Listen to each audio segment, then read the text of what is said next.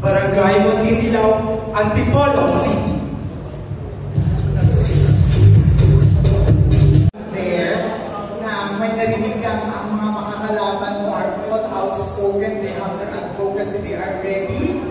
So how do you feel about that? Honestly, in regards to this question, I am actually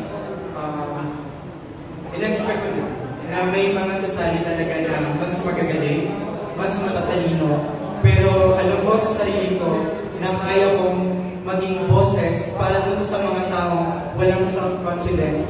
So I think it's a better way to pursue this kind of competition and at the same time to gain the council. Nice. So let's hear it from our judges.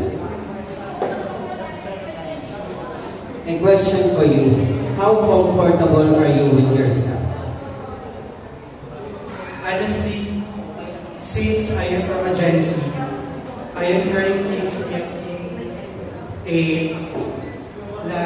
losing of self-confidence sometimes, but I know that there's still a brightness. However,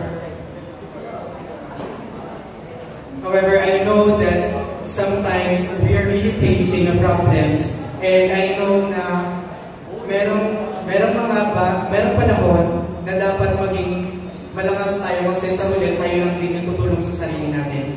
We'll need to gain our confidence, boost our confidence, especially by joining this kind of competition. It's not so easy.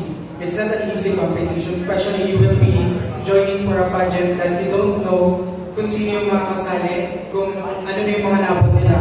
Pero ang isa lang na masasabi ko is, hanggang nandito ka, hanggang kaya mong makipagsabayan. So, gawin mo yung best mo para ma-reach mo yung goal. Thank you.